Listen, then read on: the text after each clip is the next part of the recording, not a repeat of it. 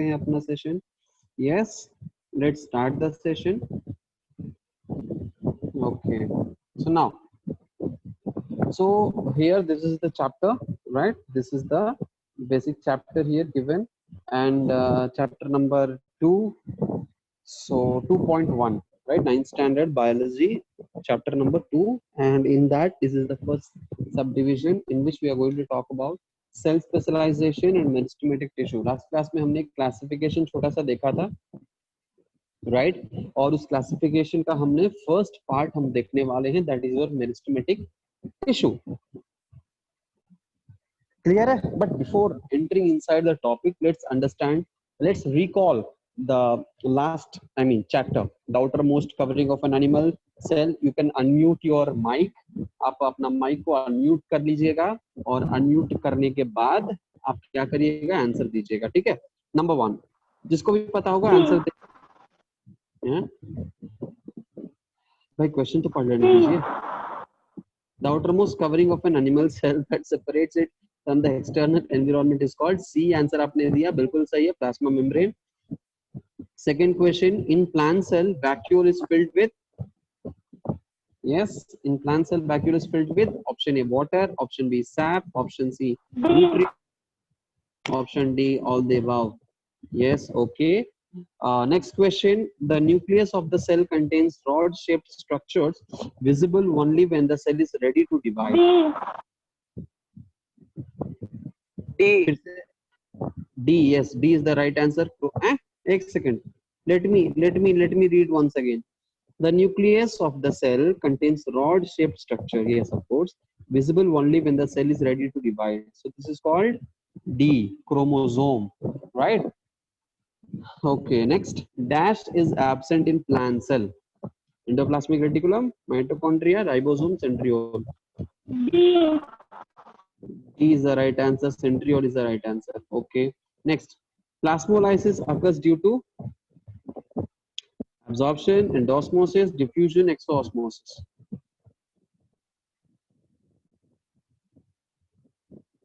बताइए, प्लास्मोलाइसिस क्यों होता है?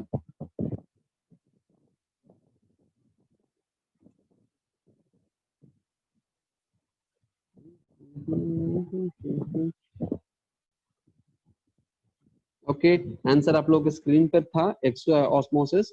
अब यहाँ पे हम पूछना चाहते हैं, ठीक है, अब हम यहाँ पे क्या करना चाहते हैं, हम यहाँ पे पूछना चाहते हैं आप लोगों से कि प्लास्मोलाइसिस क्या होता है. यहाँ पे जो भी अवेलेबल है हमें आंसर दे कि प्लास्मोलाइसिस क्या होता है, देन आई विल स्टार्ट. अच्छा, यहाँ पे क्या है, यहाँ पे है अगम्य प्रताप सिंह. अगम्य प्रताप, आप मुझे बताएं कि प्लास्मोलाइसिस क्या होता है. अपना माइक को अनम्यूट करें और मुझे बताएं कि व्हाट इज प्लास्मोलाइसिस.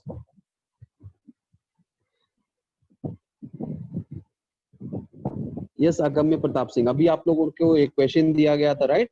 अभी आपने एक क्वेश्चन लिया था कि प्लास्मोलाइसिस में क्या होता है. तो before answering that particular question, you need to know what is plasmolysis, right? So plasmolysis क्या होता है, प्लीज एक्सप्लेन अगम्य. नेक्स्ट हम अब्दुल्ला से पूछेंगे, अंशु, अनुष्का, सबसे पूछेंगे. Yes. If exosmosis continues in plant cell, the cytoplasm would appear shrunken. This is called plasmolysis. Exoosmosis. What do you mean by exoosmosis, Abdullah?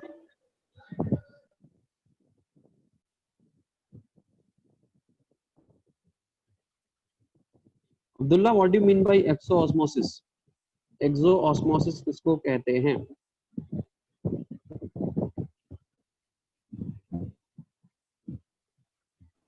Hello. Yes, Abdullah. Hello. When a cell is placed, Sir Abdullah. Abdullah. Yes, Abdullah. Sir, हाँ, बोलिए. when a cell is placed in a hypertonic solution, the water moves out of the cell and the cell becomes flaccid. This movement of water out of the cell is known as exomosis. No, exoosmosis. Right? What do you mean by osmosis, Abdullah?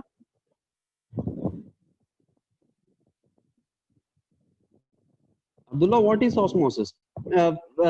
Just before answering the question, एक second. Yes. You have to explain it in Hindi. Simple. मुझे English नहीं आती है. ठीक है, जितना आता है मुझे मैंने बोल दिया, इसके बाद हम सिर्फ हिंदी में बात करेंगे। हिंदी में समझाइए मुझे कॉस्मोसिस क्या होता है सिंपल टर्म्स में, no book definition nothing, simply explain करिए। मान लीजिए कि मैं आपके घर के सबसे बुजुर्ग दादी अम्मा नहीं हूँ, दादाजी हूँ, और मुझे कुछ नहीं पता, इंग्लिश ABCD नहीं पता, बायोलॉजी भी नहीं पता, मुझे कैसे आप समझाइएगा ऑस्मोसिस क्या है? एक्सप्लेन इट टू मी।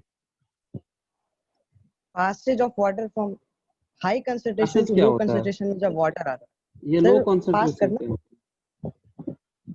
मुझे इंग्लिश नहीं आता भैया, बताओ ना।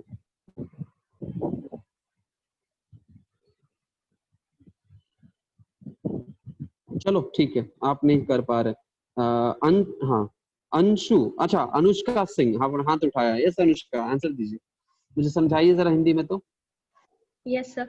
सर जी। ऑस्मोसिस वो प्रोसेस है जिसमें कि सेमी परमिएबल मेम्ब्रेन्स, जैसे वो मेम्ब्रेन्स जो सिर्फ सॉल्वेंट को अलाउ कर रहे हैं, सॉल्वेंट मीन सिर्फ पानी के मॉलिक्यूल्स को, जिसमें कि सॉल्यूट बिल्कुल नहीं रहता है, उसको वो अलाउ करता है कि हायर कंसंट्रेशन, मतलब कि जहाँ जिस चीज की मतलब अधिक मात्रा होती है उसको हायर कंसंट्रेशन कहते हैं, और जहाँ से वो ले जाता है, जहाँ जिस चीज की कमी होती है, मतलब सॉल्वेंट्स की कमी होती है, उसको लोअर कंसंट्रेशन कहते हैं। तो ऑस्मोसिस वो प्रोसेस है जो कि सॉल्वेंट्स की यानी वाटर मॉलिक्यूल्स की जहाँ मात्रा ज्यादा होती है वहां से जहाँ कम मात्रा है वहां पे लेके जाती है एक मेम्ब्रेन के थ्रू, जिसको सेमी परमिएबल मेम्ब्रेन कहते हैं, उसको ऑस्मोसिस कहते हैं।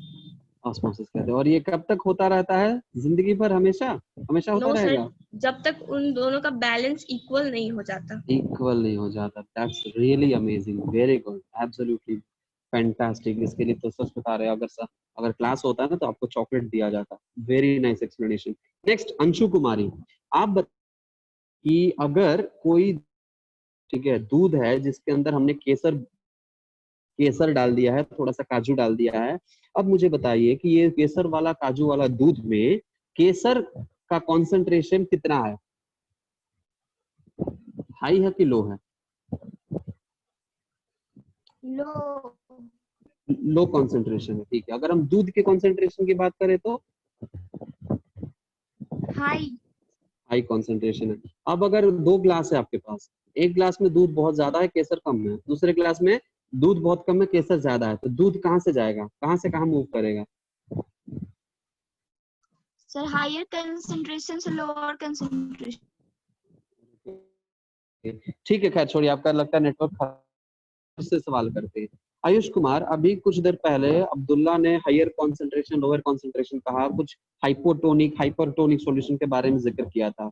आप बता सकते हैं कि हाइपरटोनिक सॉल्यूशन हम किसको कहते हैं?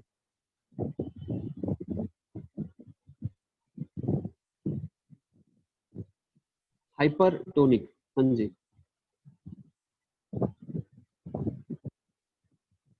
loss of water.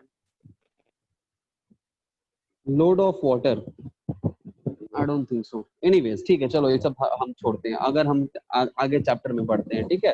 तो यहाँ पे क्वेश्चन हमने देखा था, तो इसीलिए हमने सोचा कि थोड़ा सा आपसे नॉलेज ले लिया जाए, ठीक है, ताकि हम भी थोड़ा सा नॉलेजेबल पर्सन में गिनती हमारा भी होने लगे हैं। चलो शुरू करते हैं।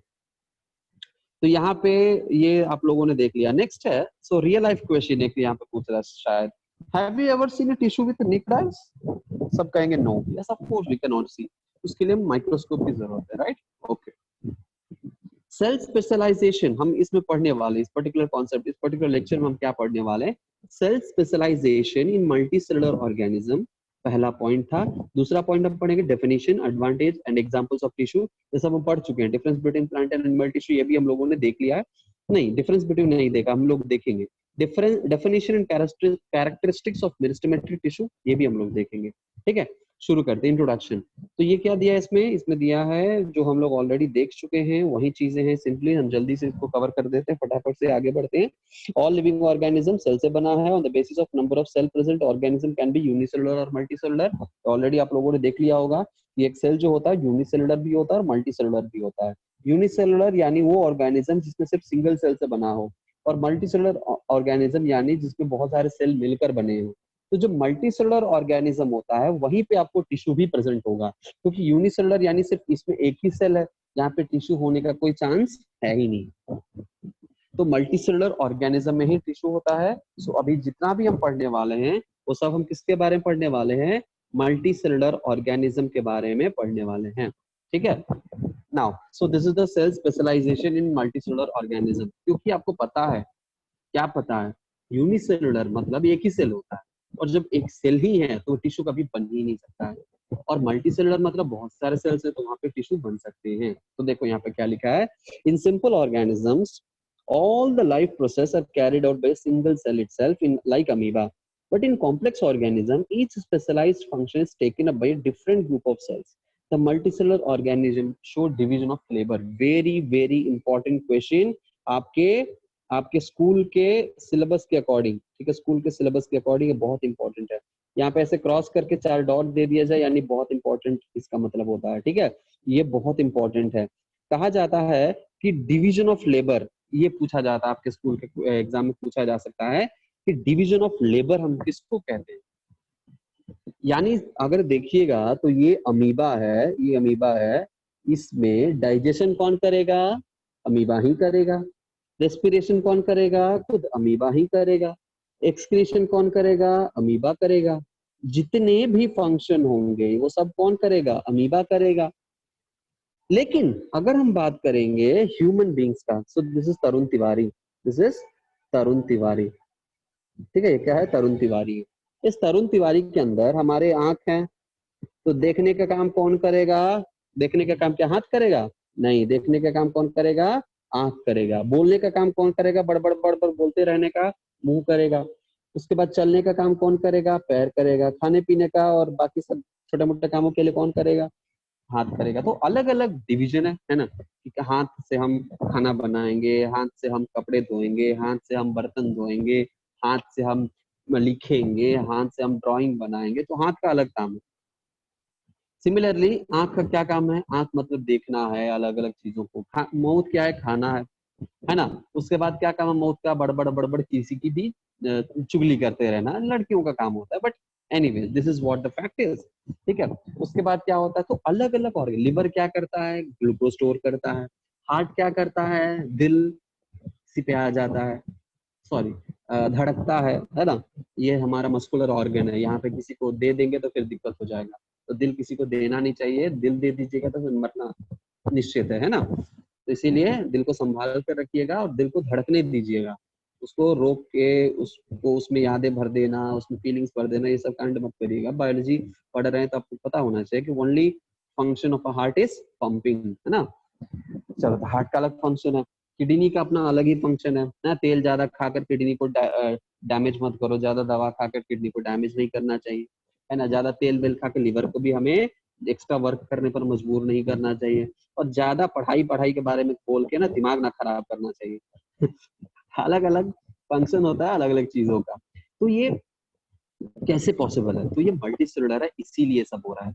इसको हम क्या कहते हैं? अलग अलग मल्टी सेलुलर ऑर्गेनिज्म में स्पेशल अलग अलग टाइप ऑफ फंक्शंस होते हैं, और वो अपना अपना फंक्शन करता है, और सब मिलकर एक कंप्लीट ऑर्गेनिज्म का निर्माण करता है, ठीक है, ताकि वो उसमें सारा काम सुचारू रूप से चलता रहे। अच्छा, यहाँ पे एक छोटी सी चीज है कि जो हमारा यूनिसेलुलर ऑर्गेनिज्म है वो ज्यादा कॉम्प्लेक्स और वो ज्यादा उसमें कॉम्प्लेक्सिटीज होती है कि मल्टीसेलुलर में? ऑब्वियसली मल्टीसेलुलर में कॉम्प्लेक्सिटीज होती है। मल्टीसेलुलर ऑर्गेनिज्म में क्या होता है? कॉम्प्लेक्सिटीज होते हैं, है ना, क्योंकि उसमें बहुत सारे फंक्शंस हो रहे हैं, इसीलिए कॉम्प्लेक्सिटीज भी उसमें ज्यादा होते हैं, ठीक है। नेक्स्ट अगर बात करें तो see this is, so atom से ही सब कुछ बना है। सब कुछ क्या बना है? एटम से बना है ना, एटम। तो एटम ही सब कुछ है। एटम से शुरू हुआ है, मॉलिक्यूल बना है, मॉलिक्यूल से मैक्रो मॉलिक्यूल बना है, मैक्रो मॉलिक्यूल से क्या बना है? ऑर्गेनेल बना है, सेल बना है, टिश्यू बना है, ऑर्गन बना है ना। ऑर्गन से ऑर्गन सिस्टम बना है, और ऑर्गन सिस्टम से पूरा ऑर्गेनिज्म बना है। समझ में आ रहा है? सो दिस इज चेन, कहाँ से कौन बना। तो शुरू कहाँ से हुआ है? एटम से हुआ है। Atom is the basic unit of all the organism, चाहे वो प्लांट हो, एनिमल हो, इवन नॉन लिविंग भी होंगे, तो उन नॉन लिविंग्स के लिए भी atom is the basic unit. Atom is the basic unit. Atom से ही सब शुरुआत हुआ है, ठीक है। एटम ने मॉलिक्यूल बनाया, मॉलिक्यूल ने पहले माइक्रो मॉलिक्यूल, फिर मैक्रो मॉलिक्यूल, ऐसे मॉलिक्यूल्स बनाए, और वो सारे मॉलिक्यूल्स मिलकर बहुत सारे प्रोटीन्स बनाकर पहले क्या बनाए, ऑर्गेनल, नॉट ऑर्गेनल, यहाँ पे प्रोकैरियोटिक सेल बने, यानी छोटे छोटे ऑर्गेनल्स बन के प्रोकैरियोटिक सेल बना। प्रोकैरियोटिक सेल बनने के बाद वो फिर यूकैरियोटिक सेल बना, फिर यूनिसेलुलर से मल्टीसेलुलर सेल बना, फिर टिश्यू बना, टिश्यू के बाद ऑर्गन बना, ऑर्गन के बाद ऑर्गन सिस्टम, और उसके बाद बन गए ऑर्गेनिज्म। ठीक है, सो हम ये पढ़ रहे हैं, टिश्यू पढ़ रहे हैं। क्लियर है? हाँ चलो आगे बढ़ते हैं। सो this is what definition of tissue. ये क्या है? ये टिश्यू का डेफिनेशन है, सो इसको नोट कर लीजिएगा। ठीक है, हम इसका पीडीएफ फॉर्मेट आपको हम भेज देंगे ग्रुप में। ठीक है, इस पीटीटी का पीडीएफ हम आपको ग्रुप में डाल देंगे, देख लीजिएगा। नोट्स अभी लिखने की जरूरत नहीं है, बस समझते जाइएगा। टिश्यू क्या है? Group of cell that work together to perform particular function. The cell in a tissue are similar in origin, function, shape and size. So cell जो टिश्यू में जो सेल होता है, यानी एक अगर टिश्यू अगर हम बनाते हैं, this is the one tissue, इसमें बहुत सारे सेल हैं, तो सारे सबका ओरिजिन क्या होगा? सेम होगा, सबका फंक्शन सेम होगा, सबका शेप सेम होगा, और सबका साइज भी सेम होना चाहिए, तब जाके वो एक टिश्यू कहलाएगा। Hence, tissue is a group of cells similar in origin, functions, shape and size that work together to perform a particular function. मान के चलिए कि हमारे पास क्या है? हमारे पास 4 टिश्यू है। ये टिश्यू अपना अलग काम करे, ये टिश्यू अपना अलग फंक्शन करे, ये अलग फंक्शन करे, ये अलग फंक्शन करे। तो अलग अलग टिश्यू अगर अलग अलग फंक्शन करता है तो क्या हो जाएगा? झगड़ा हो जाएगा, लफड़ा हो जाएगा, यहाँ पे कैओस मच जाएगा, हुड़दंग मच जाएगी बॉडी में। तो वो हम क्या कहेंगे? उसको हम टिश्यू नहीं कहेंगे, ये अलग अलग सेल हो गया फिर तो, है ना? अलग अलग सेल अपना अलग अलग फंक्शन कर रहा है। नाउ टिश्यू क्या होगा? सारा, अगर मान के चलो यहाँ पे 4 से 4 नहीं है, 6 है या 8 है या 10 है, ठीक है, 10 मिलकर एक फंक्शन को परफॉर्म करना चाहिए, तब जाके वो प्रॉपर टिश्यू कहलाएगा। ठीक है, अब यहाँ पे देखो concept test. Same kind of tissue organise to form an, answer दीजिए तो।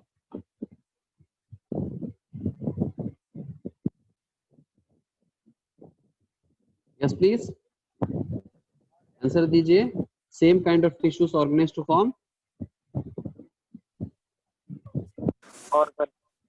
ऑर्गन। Yes, very good. चलिए बहुत बढ़िया, आगे। So this is the example of tissues. Tissue, ठीक है, प्लांट टिश्यू का यहाँ पे स्ट्रक्चर दिया हुआ है। This is the tissue of plant and this is the tissue of animal. ठीक है, so animal tissue. So this is plant tissue जी, and this is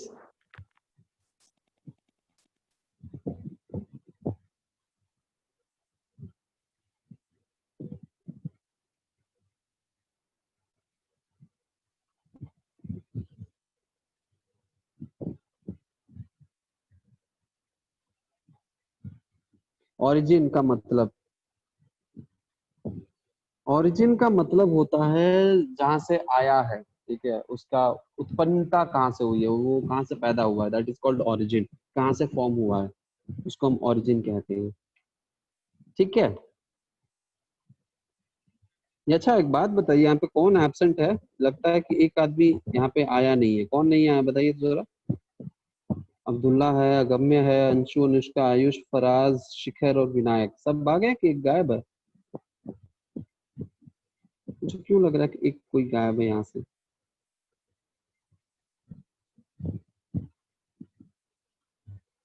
अनुष्का जरा बताइए तो, यहाँ पे कोई गायब है? अगम्य ने कुछ डाला चैट में। All are present. अच्छा, इतना ही स्ट्रेंथ है। चलो आगे बढ़ते।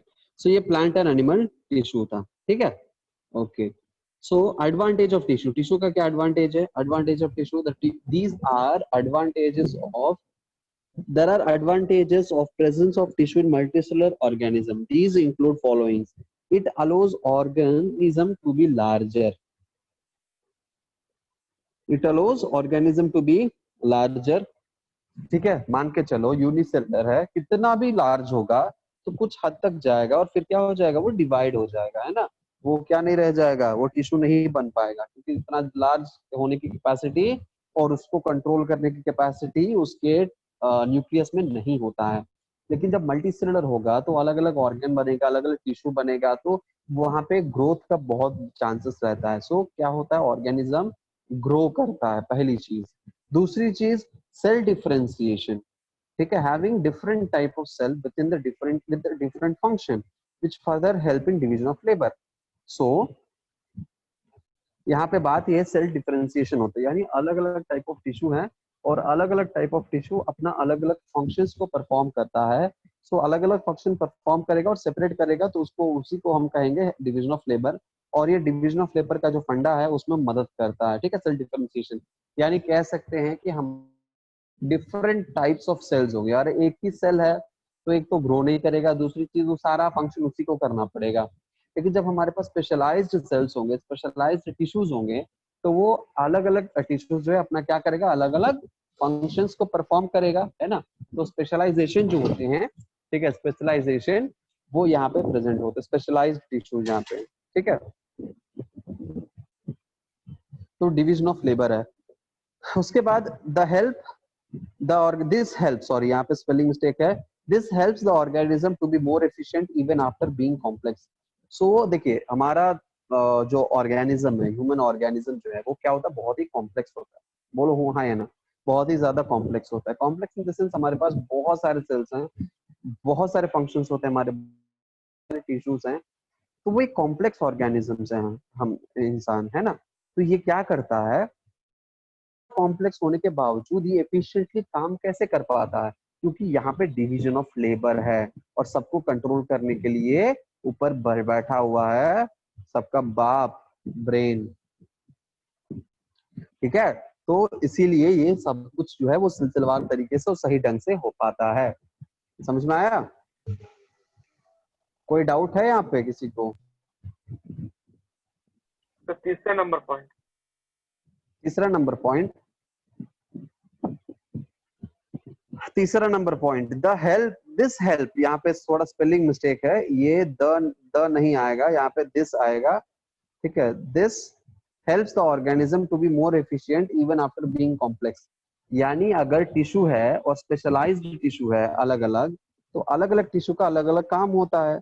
मान के चलो कि कोई एक फंक्शन आपने अपने घर में ऑर्गेनाइज किया है, ठीक है, आपने क्या किया, कोई अपना फंक्शन अपने घर में ऑर्गेनाइज किया है और उस फंक्शन में सारा जिम्मेवारी, ठीक है, वो एक, या फिर स्कूल में कोई फंक्शन आपने ऑर्गेनाइज किया, ठीक है, मान के चलो स्कूल का फंक्शन है, आपने ऑर्गेनाइज किया है, तो उस स्कूल के फंक्शन में क्या होगा, एनुअल डे प्रोग्राम है, और उस एनुअल डे प्रोग्राम में क्या हो रहा है कि आपको डांस भी करवाना है, नाटक करवाना है ना, योगा करवाना है, मार्शल आर्ट्स का एक प्रोग्राम देना है, ठीक है, बहुत सारी चीजें हैं, बहुत सारे डांसेस हैं, माइम है, स्पीच है ना, डिबेट है, बहुत सारे इवेंट है, को प्रेजेंटेशन है, फैशन शो है, तो मान के चलिए हमारे पास बहुत सारे इवेंट है।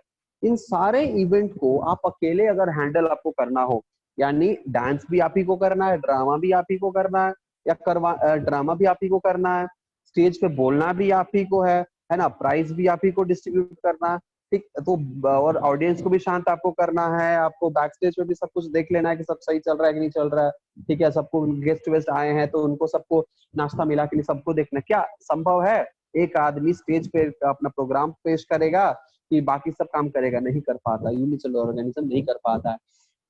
यहीं पे अगर हम डिपार्टमेंट डिवाइड कर दें कि स्टेज का पर्टिकुलर जितना भी प्रोग्राम्स होंगे उसके लिस्ट करना, ओरेटरी करना, बुलाना, कंपेयरिंग करना, ये दो टीचर का काम है, ठीक है। उसके बाद हम क्या करेंगे, अलग अलग प्रोग्राम है तो अलग अलग प्रोग्राम के पार्टिसिपेंट्स अलग अलग होंगे, अलग अलग प्रोग्राम का लिस्ट तैयार है, हो गया। उसके बाद हम देखेंगे कि कैटरिंग कौन देख रहा है, तो कैटरिंग का अलग डिपार्टमेंट हमने सेट कर दिया। हमने देखा कि गेस्ट को रिसीव करके उनको उनका देखभाल के लिए किसको हमने अपॉइंट किया है, वो, तो अलग अलग जो डिपार्टमेंट है वो अपना अलग अलग काम कर रहे हैं, है ना, अलग अलग डिपार्टमेंट अलग अलग काम कर रहे हैं, तो आपका बोझ क्या हो जाएगा, हल्का हो जाएगा। तो ये आप क्या हैं, आप हैं ब्रेन, आप क्या हैं, आप हैं ब्रेन, आप क्या करवा रहे हैं, सबसे काम करवा रहे हैं। और इतना सारा डिपार्टमेंट होने के बावजूद, ठीक है, यानी इतना सारा डिपार्टमेंट है फिर भी आप क्या कर रहे हैं, फिर आपको सबको कंट्रोल आप कर रहे हैं, कंट्रोल कर रहे हैं ना। तो ये कोऑर्डिनेटर मैटर में चल रहा है, क्योंकि अलग अलग डिपार्टमेंट का अपना अलग अलग फंक्शन होता है। अब सोचो यहाँ पे कि हमारा लिवर है, ठीक है, हमारा लिवर है, और यहाँ पे हमारा हार्ट है, यहाँ पे हमारा किडनी है, ठीक है, क्या है यहाँ पे हमारा किडनी है, राइट, यहाँ पे हमारा किडनी है। सोचो कि लिवर को पता नहीं कि उसको करना क्या है, लिवर भी ग्लूकोज को स्टोर कर रहा है और किडनी भी ग्लूकोज को स्टोर कर रहा है, किडनी भी एक्सक्रीट कर रहा है और लिवर भी एक्सक्रीट कर रहा है, ये भी पंप कर रहा है और ये भी हार्ट भी पंप कर रहा है। कैसा रहेगा पूरा हमारा बॉडी, क्या क्या सही तरीके से एकदम एफिशिएंटली काम कर पाएगा? नहीं कर पाएगा, है ना। तो उसी को ये एक्सप्लेन किया है कि this helps the organism to be more efficient even being complex. क्या? Division of labour. और ये क्यों होता है? Because cell differentiation. और ये क्यों होता है? बिकॉज ये टिश्यू है। सो टिश्यू होने के वजह से ही ये इतना एफिशिएंटली सारा काम हो पा रहा है। अगर एक सेल होता और सबको ये काम करना होता और इतना बड़ा ऑर्गेनिज्म होता तो क्या संभव हो पाता? बिल्कुल नहीं हो पाता। सही है कि नहीं है? समझ गया अब? चलो next concept test. A tissue is made of what? Option A, cell with similar structure but very different function, a diverse group of cells that perform similar function, cells with similar structures and functions, cell with very different structures but same functions. क्या बताइए?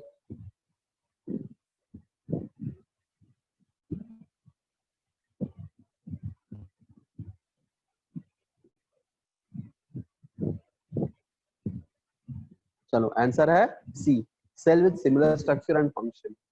ठीक है, solution क्या है? Tissue is a group of cells, हमने already देखा, solution देखने की जरूरत नहीं है। तो this is the difference between plant tissue and animal tissue. ठीक है, ये क्या है? This is the difference between plant tissue and animal tissue. क्या डिफरेंस है? तो let's C.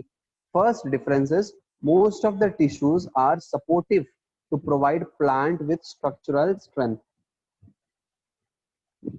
Most of the tissues are supportive to provide plants with structural strength. कुछ ऐसे tissues होते हैं जैसे fibers हैं, ठीक है, phloem fibers हैं। या phloem fibers क्या होते हैं? phloem fibers ये strength provide करते हैं, structural strength provide करते हैं।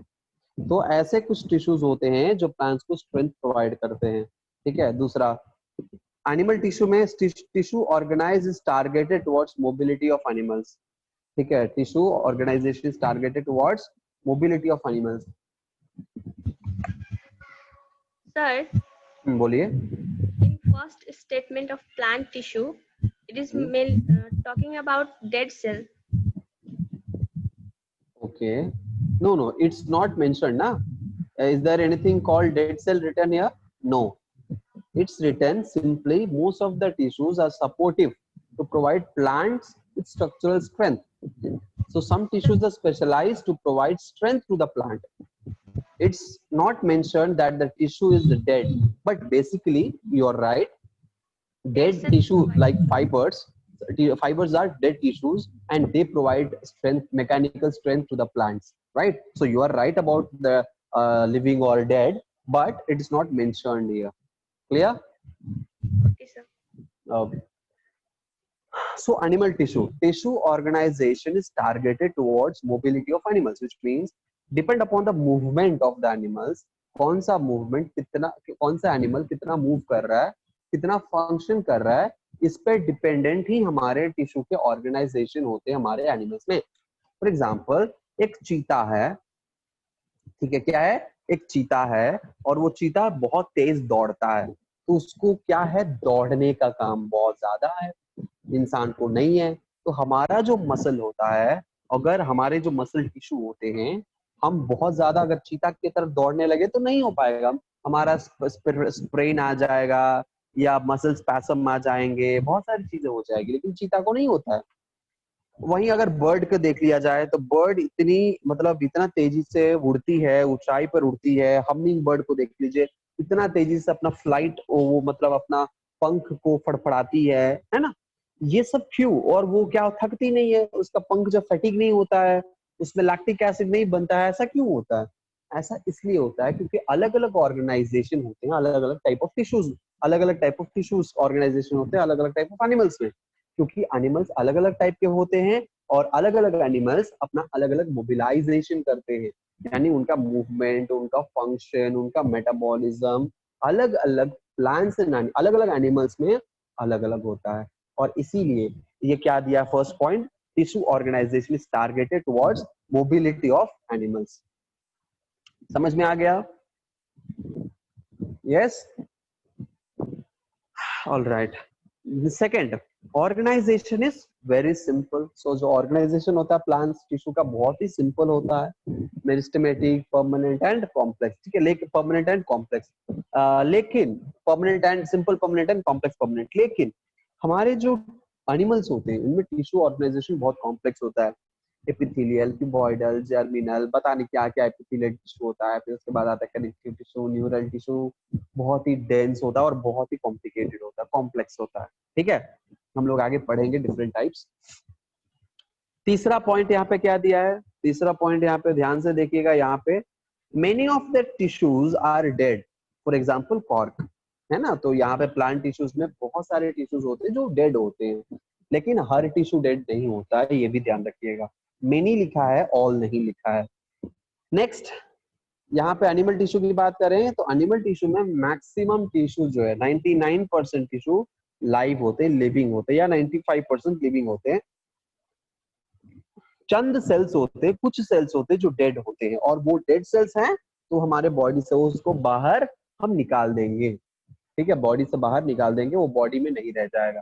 फॉर एग्जाम्पल, अगर हम एग्जाम्पल की बात करें, आप लोग मुझे बताइए अभी आपके शरीर में डेड सेल्स अवेलेबल है, डेड टिश्यू अवेलेबल है, वो डेड सेल या टिश्यू कहाँ अवेलेबल है? ठीक है, पहले हम पूछते हैं, हम हर किसी से पर्टिकुलरली अलग अलग पूछेंगे। ठीक है, यहाँ पे पहला सवाल मेरा जाएगा विनायक से। विनायक, आप मुझे जवाब दें कि हमारे बॉडी में जो टिश्यू है, डेड टिश्यू अभी आपके पास अवेलेबल है, डेड टिश्यू अभी भी आपके शरीर में है, वो कौन सा डेड टिश्यू है? मुझे बताइए, कोई भी एक डेड टिश्यू का नाम बता दीजिए।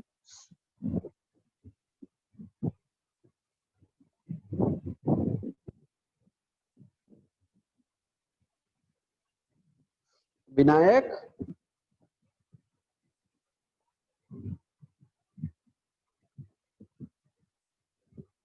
हाँ, हमने लास्ट क्लास में पूछा था अनुष्का।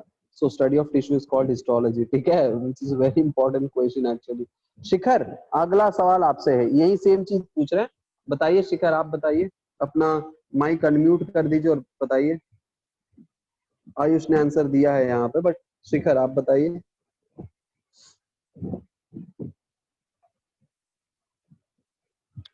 माइक अनम्यूट करिए और जल्दी बताइए, क्योंकि टाइम नहीं है ना। माइक को अनम्यूट इसीलिए हमने अनम्यूट का ऑप्शन दिया हुआ है कि आप लोग अनम्यूट करके फटाफट से बोल सकोगे, ताकि हम आगे बढ़ते जाएं। और ज्यादा बहुत ही डिटेल में, डीप में और बहुत कॉम्प्लिकेटेड चीजें सोचने की जरूरत नहीं है, बहुत ही सिंपल सिंपल सी चीज है, उसका आंसर आप दे सकते हैं। डोंट नो, शिखर ने कहा है कि उनको पता नहीं है। नेक्स्ट आयुष, आपने बता दिया है। अनुष्का सिंह, आप बताएं।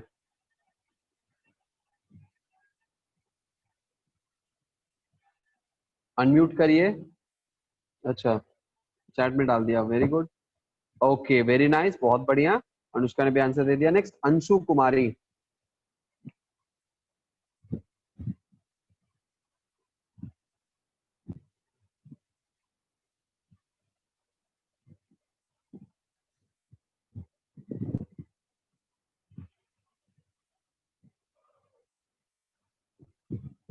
हाँ, चैट में दिख गया होगा, है ना।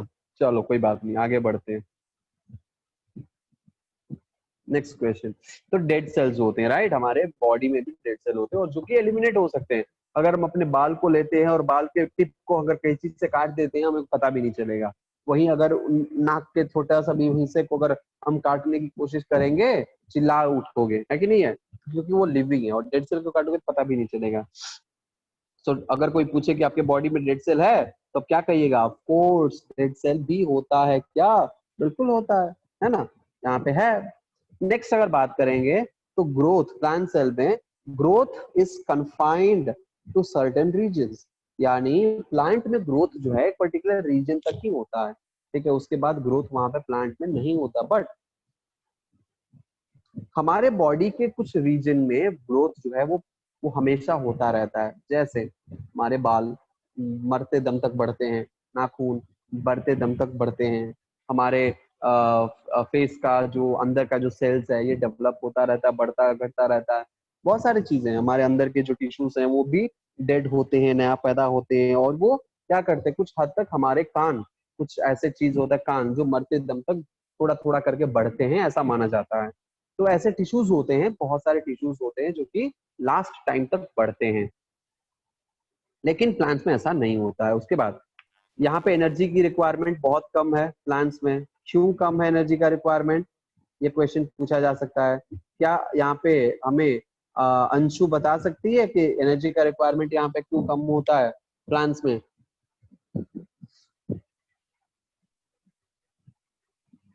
Because cells are dead in plant tissue. Not all the cells are dead in the plant tissue.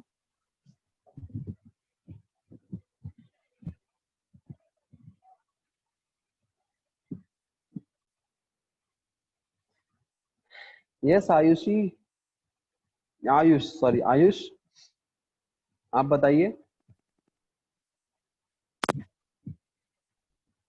Plant moves, but the animal do not. Sorry, sir. Plant do not move, but okay चलिए, किसी कारणवश cut गया, इनका आवाज नहीं आया, but इनका कहने का तात्पर्य हम समझ गए हैं। इनका कहने का मतलब शायद यही है कि प्लांट्स मूव नहीं कर सकते बट एनिमल्स कैन। तो हम बता दें कि प्लांट्स का मैक्सिमम पार्ट मूव करता है, मैक्सिमम नहीं, कुछ पार्ट्स मूव करते हैं, but yes we can not say that plants move from one place to another. Locomote नहीं होते, they move but they can't locomote from one place to another. ठीक है, इसीलिए एनर्जी की कम जरूरत होता है प्लांट्स को। और क्योंकि एनिमल्स एक जगह से दूसरी जगह माइग्रेट करते रहते हैं, सो एनिमल्स में बहुत ज्यादा एनर्जी की जरूरत पड़ती है। और इसी से हमें पता चल सकता है कि माइटोकॉन्ड्रिया हमारे प्लांट्स में कम होता है और एनिमल्स में ज्यादा होता है। वाई? बिकॉज माइटोकॉन्ड्रिया एनर्जी का power house of the cell है और वो एनर्जी स्टोर करता है। क्योंकि प्लांट्स में एनर्जी की जरूरत उतना नहीं है, इसीलिए प्लांट्स में कम माइटोकॉन्ड्रिया होता है। और एनिमल्स में एनर्जी का रिक्वायरमेंट बहुत ज्यादा है और इसीलिए एनिमल्स में माइटोकॉन्ड्रिया ज्यादा होता है। ठीक है, वेरी नाइस। एनिमल्स में भी हमने देख लिया मोर मेंटेनेंस एनर्जी रिक्वायर्ड, है ना। उसके बाद हम देखते हैं यहाँ पे क्या लिखा है। Plants grow through out their life but after reaching a maturity stage animals do not show further growth. यानी प्लांट्स जो होते हैं अपने मरते दम तक थोड़ा थोड़ा बढ़ते रहते हैं। अगर प्लांट के किसी टहनी को काट दीजिए, लीफ को काट दीजिए, तो वहां पे वो ग्रो कर जाएंगे, बढ़ जाएंगे। और प्लांट वैसे भी साइज में भी थोड़ा थोड़ा करके हल्का हल्का वो बढ़ते रहते हैं। ठीक है, लेकिन कुछ हद तक ही, के बाद वो भी नहीं बढ़ते, लेकिन लिखा हुआ है यहाँ पे हम मान देते हैं।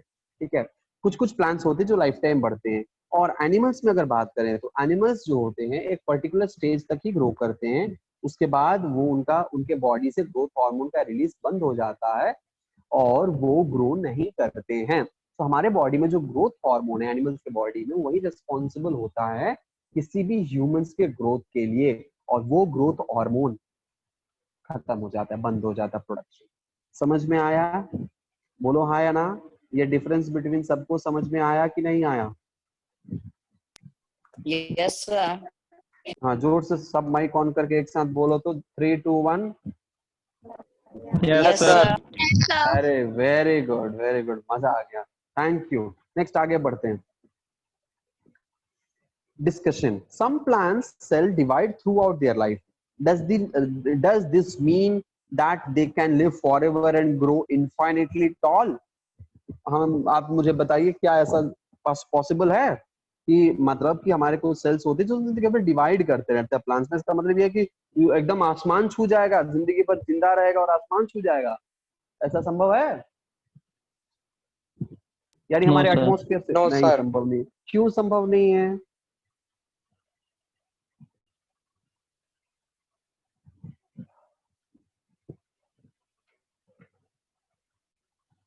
बताइए तो, अब्दुल्ला या कोई भी बता सकता है। अनुष्का, अब्दुल्ला, उसके बाद क्या नाम है उनका, आयुष, कोई भी बता सकता है। शेखर, शेखर है, शेखर, कोई भी बता सकता है। सोचो सोचो सोचो।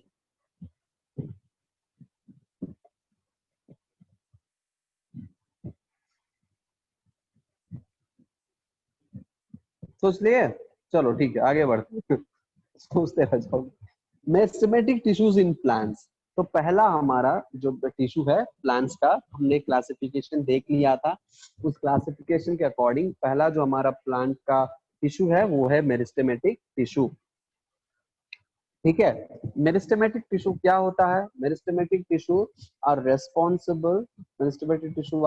Responsible for the growth of plants. इसके लिए प्लांट के ग्रोथ के लिए रेस्पॉन्सिबल होता है हमारा meristematic tissue. So meristematic tissue क्या है? Are responsible for growth in plants. Clear है? Cells in these tissues can divide to form new sales.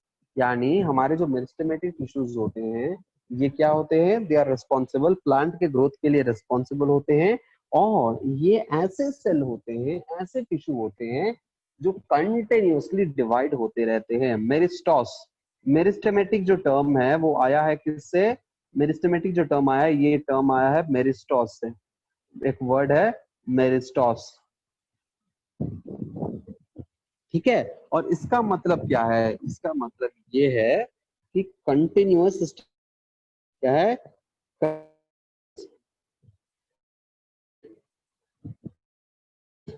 Division. ठीक है, इसका है स्टेट ऑफ डिवीजन, और इसीलिए इसका नाम पड़ा मेरिस्टेमेटिक टिश्यू, क्योंकि ये हमेशा डिवाइड होता रहता है। ठीक है, cells in this tissue can divide and form new cells forever. यानी मेरिस्टेमेटिक टिश्यू जो है ये क्या होता है? हमेशा डिवाइड होता रहता है। अब हमें बताइए, अगर कोई आपसे क्वेश्चन पूछे कि क्या मेरिस्टेमेटिक टिश्यू लिविंग होता है कि डेड होता है? Option A living, option B dead, option C sometimes dead, sometimes living, option D मुझे नहीं पता। ठीक है, ऑप्शन डी मुझे नहीं पता। बताओ, आंसर बताओ। वॉइस ऑन करो यानी ऑडियो, और बताओ तो फटाफट से। डी। डी? ओके, सी? सी। सी, अच्छा, और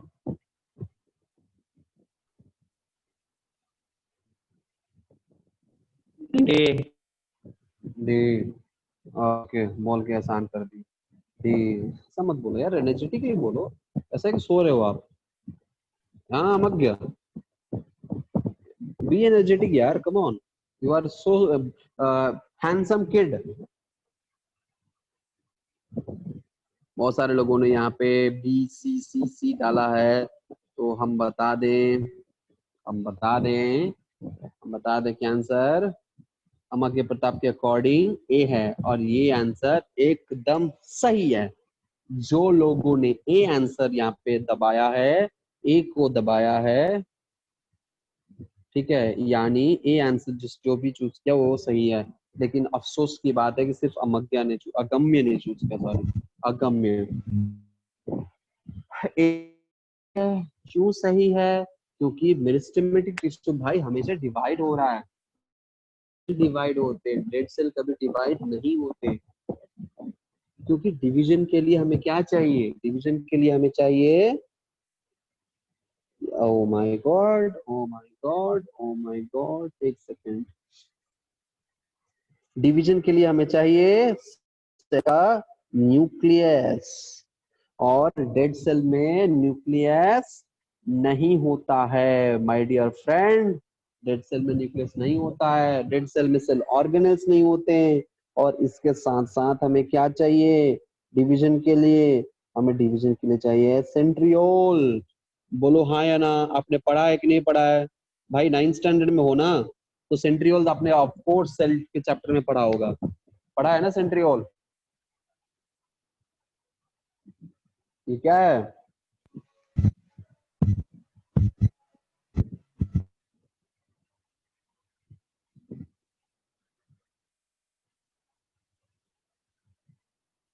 चलो विनायक श्री, आपसे सवाल है। विनायक, आप बताइए कि सेंट्रियोल क्या है? What is centriole?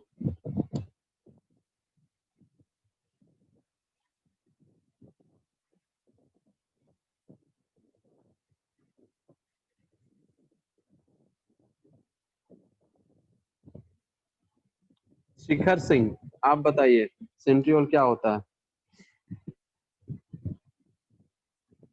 हाँ, अगम्य, अगम्य ने हाथ उठाया, अगम्य बोलिए।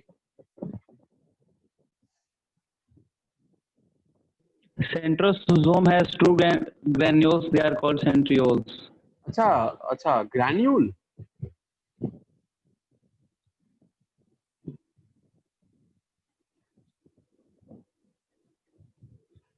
Granule, is that a granule? अगम्य बोलिए। Sir, centrioles help in division of the cells which present in the animal cell only. Clear नहीं है आपका आवाज शिखर, फिर से बोलिए। Centrioles help in division of the cells which only present in animal cells. Okay, very good, but ये तो centriole का फंक्शन है। सेंट्रियोल क्या है? What is centriole? I am not asking the function और where it is present, I am asking what. अगर हम आपसे पूछे कि आपसे कोई पूछे कि तरुण तिवारी कौन है ना, तो आप पूछिएगा कि Centrioles are cylinder-like structures which are made up of protein. Which is made up of Protein. Protein. Okay, Anushka ने कुछ आंसर दिया है, let me check that. Sir this tissue is also present in cell walls. समझ नहीं पा रहे हैं कि किस टिश्यू की बात कर रहे हैं आप। Anyways, centriole. अब आपसे सवाल सही है, आपने एकदम लगभग मैक्सिमम आपने 99% सही दिया है। ओके, अनुष्का आप बताइए कि सेंट्रियोल क्या होता है? क्या सेंट्रियोल सेल डिवीजन में कैसे मदद करेगा? How?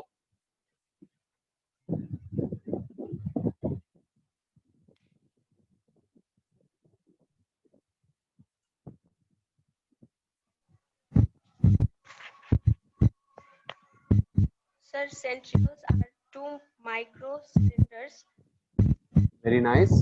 which are present in human cells. Two माइक्रोसिलिंडर्स।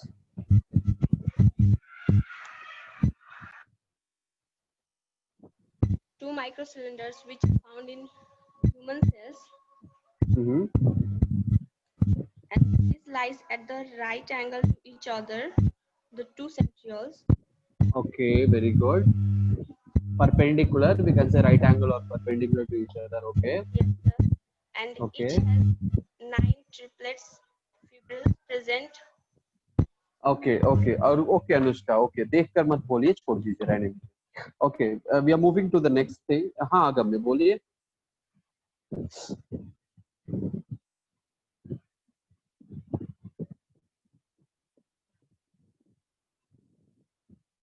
जैसा अगम्य अपना हाथ उठाया, बोलिए।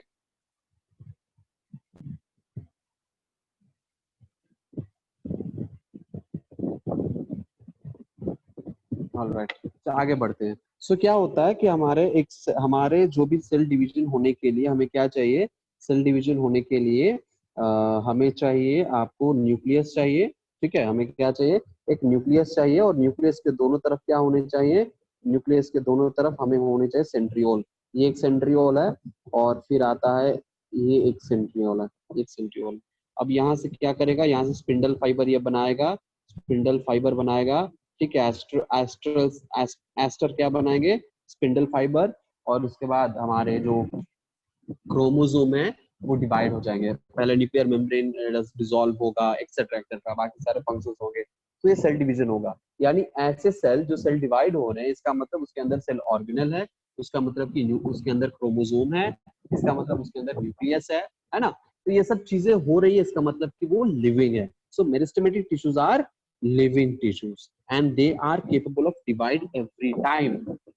और ये 3 जगह पे प्रेजेंट होता है। एक होता है एपिकल मेरिस्टम, एक होता है आपका एपिकल मेरिस्टम, दूसरा होता है इंटरकैलरी, और तीसरा होता है लेटरल मेरिस्टम। ठीक है, तो 3 तरह के मेरिस्टम है। एपिकल, इसको अगर ध्यान से देखा जाए तो एपिकल के टर्म में ही इसका आंसर छिपा हुआ है कि कहाँ पे प्रेजेंट होगा? अपेक्स रीजन में। कहाँ पे? अपेक्स यानी टिप। ये प्लांट के टिप में प्रेजेंट होगा, यानी अपेक्स में प्रेजेंट होगा, और इसीलिए हम इस मेरिस्टम को कहते हैं एपिकल मेरिस्टम। इस मेरिस्टम को क्या कहते हैं? एपिकल मेरिस्टम कहते हैं। दूसरा आता है इंटरकैलरी मेरिस्टम। इंटर यानी बीच में, कैलोरी, है ना। तो यहाँ पे इस कहने का मतलब है कि ये एक नोड और दूसरे नोड के बीच में प्रेजेंट होता है। प्लांट के नोड्स के बीच में, या हम कह सकते हैं कि इंटर नोड्स में प्रेजेंट होते हैं, इंटर नोड्स में प्रेजेंट होते हैं ये टिश्यूज, ठीक है। ये टिश्यूज इंटर नोड्स में प्रेजेंट होते हैं और इसको कहते हैं इंटरकैलरी। आप देख सकते हैं यहाँ पे, ठीक है। सो this is intercalary, this is intercalary. उसके बाद क्या होता है, उसके बाद आता है लेटरल मेरिस्टम। लेटरल यानी साइड में, सो दोनों साइड में प्रेजेंट होता है। और इस लेटरल मेरिस्टम के वजह से क्या होता है, मोटापा प्लांट का बढ़ता है। सो गर्थ जिसको हम कहते हैं, girth of the plant is due to the lateral meristem. Girth of the plant is due to the lateral meristem. समझ में आया कि नहीं आया, बोलो हाँ या ना। समझ में आया। पहला तो अपिकल मेरिस्टम, हाँ बोलिए। आया तो समझ। हाँ, अपिकल मेरिस्टम क्या होता है, अपेक्स में होता है। सो जो मेन ग्रोथ होता है प्लांट का, अपराइट ग्रोथ, यानी ऊपर एकदम सीधे सीधे जो ग्रोथ होता है अपराइट पोजीशन में, वो किसके वजह से होता है, वो होता है अपिकल मेरिस्टम के वजह से। किसके वजह से होता है, अपिकल मेरिस्टम के वजह से होता है। और प्लांट में जैसे ब्रांचेस ग्रो कर रहे हैं, लीव्स ग्रो कर रहे हैं, ठीक है, तो वो क्या होता है, किसके वजह से, इंटरकैलरी मेरिस्टम के वजह से होता है। और अगर मान के चलो प्लांट का मोटापा जो बढ़ता है, ठीक है, प्लांट का मोटापा, वो उसको हम कहते हैं गर्थ ऑफ द प्लांट। अब जब प्लांट को काटोगे, प्लांट को, तो ऐसे राउंड्स आपको दिखेंगे, ठीक है, राउंड्स दिखेंगे, ये एज बताते हैं, है ना, ये गर्थ यही बढ़ाता है। सो इसका काम होता है, लेटरल मेरिस्टम का काम होता है। इसका काम लेटरल मेरिस्टम का काम होता है, ठीक है, क्योंकि ये लेटरल साइड में प्रेजेंट होता है, ठीक है। लेकिन क्वेश्चन एक है कि ये फॉर्म कैसे होता है। तो हमारा जो इंटर कैलरी और लेटरल मेरिस्टम जो है, इंटर कैलरी और लेटरल मेरिस्टम जो है, ये एपिकल मेरिस्टम का लेफ्ट ओवर भी हम कह सकते हैं। यानी कोई एक प्लांट इतना छोटा सा है, तो यानी एपिकल मेरिस्टम, यहाँ पे एपिकल मेरिस्टम है और ये ग्रो कर रहा है, ये ग्रो कर रहा है, यानी ये बढ़ रहा है, तो ये ग्रो किया और छोटा छोटा थोड़ा सा यहाँ से छोड़ दिया, और वो क्या बन गया, यहाँ से एक छोटा सा ब्रांच निकल गया, यहाँ से एक छोटा सा ब्रांच निकल गया, तो बन गया इंटर कैलरी। सॉरी, क्या बन गया, इंटर कैलरी बन गया। और फिर इंटर कैलरी निकला, यहाँ से ग्रो किया, फिर क्या हुआ, साइड में छूट गया, तो ये लेटरल मेरिस्टम, और ये फिर मोटापा बढ़ाया इस जगह का, ठीक है, मोटापा बढ़ाया। तो इसका मतलब सिंपली है कि जो भी स्टार्टिंग वाला जो होता है अपिकल मेरिस्टम, यही बाकी दोनों को जन्म दे सकता है, यही कह सकते हैं कि जन्म दे रहा है। But anyways, so we should not go focus on who give rise or something like that. So apical meristem present in the apex region, intercalary meristem present in the internodes, present in the internodes, ठीक है, और we can say distance between the nodes and nodes, ठीक है, and lateral meristem is present in the sideward, so it helps in the increase of girth of the plant, or we can say thickness, plant का thickness। Clear है, plant का thickness. बोलो समझ में आया कि नहीं आया, बोलो हाँ या ना, आ गया होगा आई होप। ओके, आगे बढ़ते हैं, आगे बढ़े, चलो नेक्स्ट। मेरिस्टेमेटिक टिश्यू का कैरेक्टरिस्टिक्स क्या है। मेरिस्टेमेटिक टिश्यू जो है वो स्मॉल सेल है, क्या है, एक छोटा सा सेल है, या इसका साइज, यानी मेरिस्टेमेटिक सेल्स का जो साइज जो है वो छोटा सा होता है, बहुत ही छोटा सा होता है। और ये क्या होता है, ये लिविंग सेल होता है, स्मॉल सेल, स्मॉल वैक्यूल इसके अंदर होते हैं, इसके अंदर लार्ज सेल ऑर्गेनल्स नहीं होते हैं, लार्ज सेल ऑर्गेनल्स, न्यूक्लियस सब लार्ज सेल ऑर्गेनल्स नहीं होते हैं, ठीक है। ये क्या होता है, इसमें छोटा सा वैक्यूल होता है, ठीक है, लेकिन लार्ज न्यूक्लियाई होता है। न्यूक्लियाई क्या होता है, लार्ज होता है।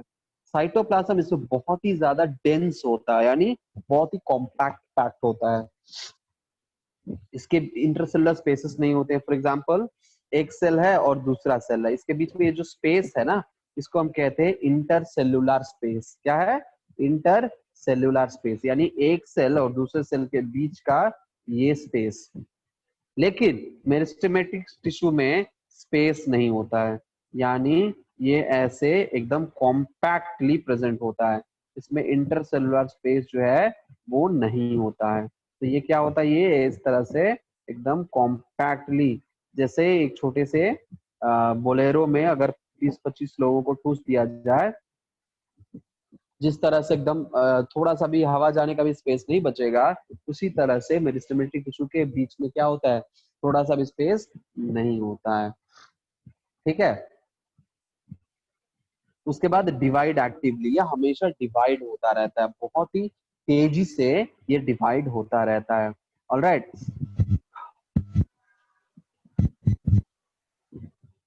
जी बोलिए। What is the reason of such characteristics in mesomatic tissue? Discuss with your friends and teacher. ठीक है, अपने टीचर्स के साथ डिस्कस करिएगा, हमारे साथ नहीं। मतलब ये इतना सारा कैरेक्टरिस्टिक्स होने का इसका क्या मतलब, रीजन क्या है?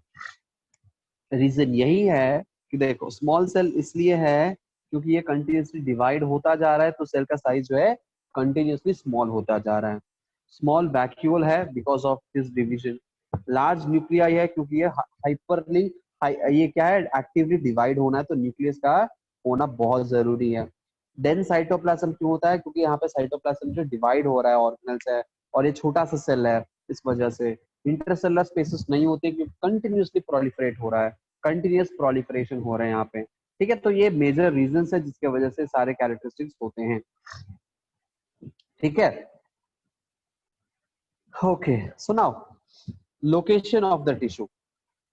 अब देखो, वेरी गुड, ये डायग्राम बहुत बेहतरीन डायग्राम है ना। ये डायग्राम में आपको क्या दिया है यहाँ पे, लोकेशन। सो टिश्यू का लोकेशन क्या होता है, that is given here in this particular part.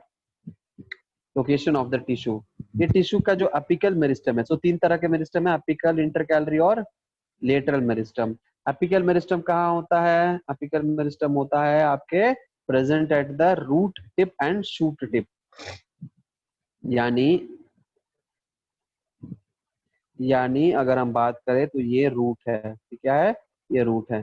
तो रूट का डेवलपमेंट भी किस पे डिपेंड करता है, रूट का डेवलपमेंट भी डिपेंड करता है हमारे, रूट का डेवलपमेंट भी क्या करता है, डिपेंड करता है हमारे डेवलपमेंट, डिपेंड करता है, डिपेंड अपॉन द टिप, है ना। यहाँ पे अपिकल मेरिस्टम इस टिप में कितना है, क्योंकि ग्रोथ ऑब्वियसली कहाँ होता है, टिप में होता है। ठीक है, क्या ग्रोथ यहाँ पे होगा, इस पॉइंट पे होगा।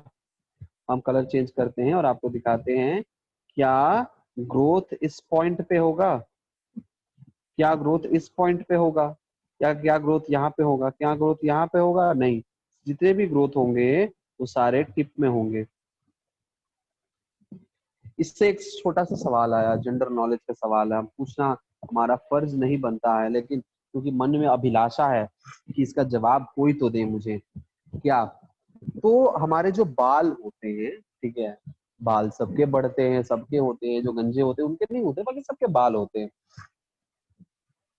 तो बाल का जो ग्रोथ होता है, ठीक है, हेयर ग्रोथ, ये बाल के किस पॉइंट पर होता है,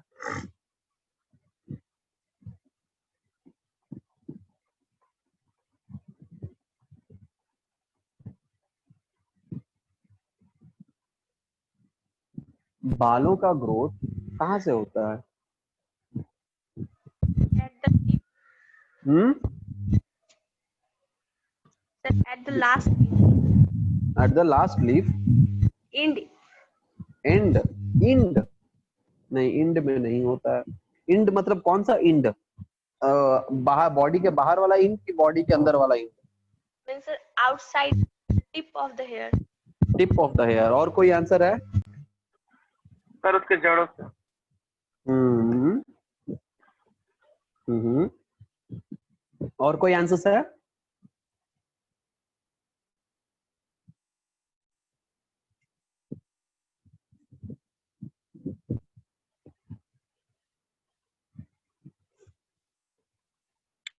यस, और कोई आंसर है? Sir hair follicle. Hair follicle, यार देखो यार, पता नहीं गूगल से कहाँ कहाँ से उठा के ये सब देख रहे हैं, आप बता रहे हैं आंसर। गूगल बाबा को छोड़ दीजिए ना कुछ देर, 1.25 घंटा के लिए भूल जाइए कि गूगल नाम का कोई जीव है भी। है ना, कंप्यूटर को भूल जाइए, गूगल से मत देखिए, अपने दिमाग से आंसर दीजिए।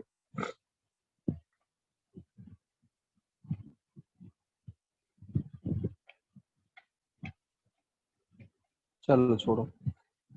हे प्रभु, हमारे स्काल्प, ये जो हमारे बाल हैं, ये जो हमारे बाल के, ये क्या हमारा स्किन है, सर का स्किन क्या होता है, यहाँ पे गड्ढा होता है, ये मान के चलो कि बाल है। तो बाल क्या, ये जो बॉटम होता है ना, ये रूट, ये बॉटम यहीं से ग्रो करता है, टिप से नहीं ग्रो करता है। अगर यहाँ पे काट भी दोगे तो भी ग्रो करेगा, लेकिन ऐसा प्लांट में नहीं होता है। प्लांट में टिप में ही ग्रो होता है। प्लांट में कहाँ होता है ग्रोथ, टिप में होता है। अगर हम टिप को काट दे तो ग्रोथ रुक जाएगा, समझ रही हो? अगर हम टिप को काट दे तो ग्रोथ क्या हो जाएगा, ग्रोथ रुक जाएगा, क्योंकि ग्रोथ यहीं से हो रहा है। अगर एपिकल मेरिस्टम वहां पे नहीं है तो एक एक्सपेरिमेंट किया गया, ठीक है, एक क्या किया गया, एक एक्सपेरिमेंट किया गया एक प्लांट से। एक्चुअली ये आपके सब्जेक्ट से रिलेटेड नहीं है, 11th स्टैंडर्ड में या 10th में जाइएगा तो आप लोग खुद पढ़िएगा कि एक प्लांट था, ठीक है, क्या था, एक प्लांट था। उस प्लांट के एक साइंटिस्ट ने क्या किया, इस टिप के इतने दूर को काट दिया और काट के प्लांट से क्या कर दिया, अलग कर दिया। यानी वो जो प्लांट है वो कुछ इस तरह से हो गया और टिप को क्या कर दिया गया, अलग निकाल दिया गया। और फिर अब ऑब्जर्व किया गया ये प्लांट ग्रो नहीं कर रहा है। सबको शॉक हो गए, सब शॉक हो गए। फिर क्या किया गया, इस जो टिप हमें उनको मिला, इस टिप को क्या किया गया, इस टिप को एक एक छोटे से बर्तन में, ठीक है, सारा न्यूट्रिएंट डालकर इस टिप को भी, ठीक है, एक सेकेंड, कलर चेंज करते हैं। एक बर्तन लिया गया और इस बर्तन में न्यूट्रिएंट डाल दिया गया, यानी जो ग्रो करने के लिए जो जो न्यूट्रिएंट्स की प्लांट को जरूरत पड़ती है, ठीक है, सॉइल में वाटर वाटर बाकी सारे मिनरल न्यूट्रिएंट्स होते हैं वो डाला दिया गया। उसके बाद क्या किया गया, उस टिप को इसके ऊपर रखा गया। फिर क्या देखा गया कि कुछ दिन के बाद ये जो टिप है ये प्लांट बना लिया। क्या बना लिया, यहाँ पे प्लांट बना लिया, मतलब ये छोटा सा एक प्लांट बन गया। और जो प्लांट उन लोगों ने जिस प्लांट से उठाया था वो प्लांट वहीं पे उतना ही डिस्टेंस पे रह गया और धीरे धीरे मरने लगा। This shows that the growth of the plant is present in the tip of the plant. ऐसे हार्मोन होते हैं यहाँ पे जो कि ग्रोथ कराते हैं, और हार्मोन का नाम है ऑक्सिन। हार्मोन का नाम है ऑक्सिन, ठीक है। ये आगे चल के आप लोग पढ़िएगा आप डिटेल में इसके बारे में, ठीक है।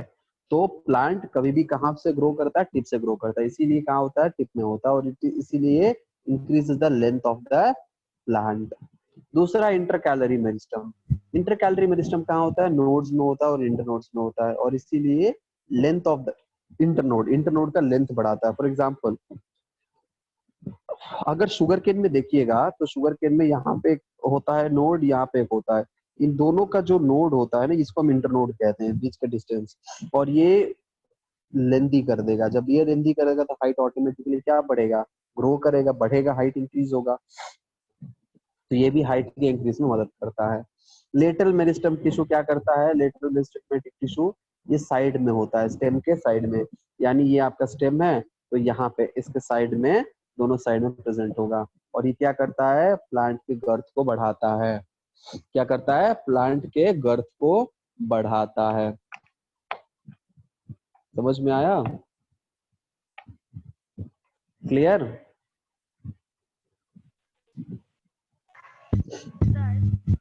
बोलिए।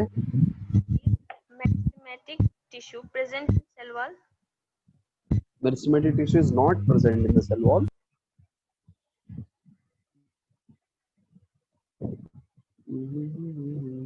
यार सेल, एक सेकंड, हम एक सेकंड, क्या पूछी, हम भी बेवकूफ जैसे जवाब दे दिए। सुनिए भाई, सेल का सेल वॉल है, प्लांट सेल में सेल वॉल रहता है, तो सेल वॉल में सेल कहाँ से आएगा? सोचो, किसी ने ये क्वेश्चन पूछा कि घर का जो दीवार है क्या उसमें घर रहता है? घर के दीवार में घर कहाँ से रहेगा? सेल वॉल इज द दीवार ऑफ द घर कॉल्ड सेल। उस दीवार में सेल कहाँ से आएगा भाई? वो तो घर का दीवार है, उसमें कहाँ से सेल घुसेगा? समझ में आ रहा है? What is your cell wall? This is the what is your cell wall? Let me draw. What is your cell wall? This is the cell wall, है ना? और ये तो मान के चले कि ये भी हो सकता है कि हमारा मेरिस्टेमेटिक सेल हो, मेरिस्टेमेटिक सेल का आउटर वॉल हो. अब इस आउटर वॉल के अंदर सेल थोड़ी घुसेगा. What is this question? Anything else?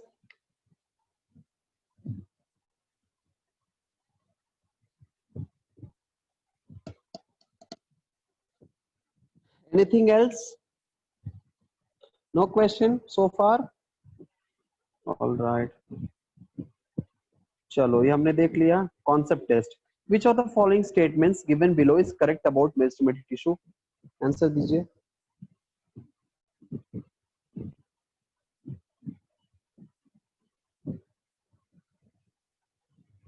Yes, please. Answer दीजिए. Is made of meristematic tissue is made of cells that are incapable of division. ये तो गलत है. पहला आंसर गलत हो गया. B. दूसरा answer is made of cell. Meristematic cell is made of cells that are capable of cell division. Very good. It's composed of single type of cells and is composed of more than one type of cell. Answer क्या है? B is made of cells that are capable of cell division. जो B बोला उनके लिए जोरदार ताली. Meristematic tissues are a group of young cells that are in a continuous state of division. हमने बताया जैसे continuous state of. आपको डी समझ लिया. अच्छा अच्छा, ओके, नो प्रॉब्लम. ये ताली आपके लिए भी था. चलो, right. Next concept test. The nuclei of meristematic cells are small, large, medium size. B. B. बिल्कुल बिल्कुल बिल्कुल सही है. बिल्कुल सही जवाब. B is the right answer. ठीक है, क्योंकि हमारे न्यूक्लियाई क्या होते हैं? मेरिस्टेमेटिक सेल के न्यूक्लियाई बड़े बड़े होते हैं. नेक्स्ट summary को छोड़ दीजिए. See you in the next class. Bye bye. Thank you so much for joining. मिलते हैं अगले क्लास में. तब तक अपना ख्याल रखिए, पढ़ते रहिए और खुश रहिए. Bye bye.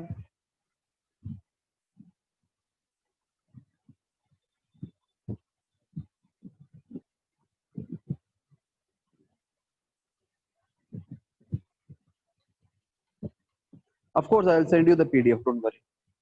I will not send you the PDF. I'll send a PPT presentation.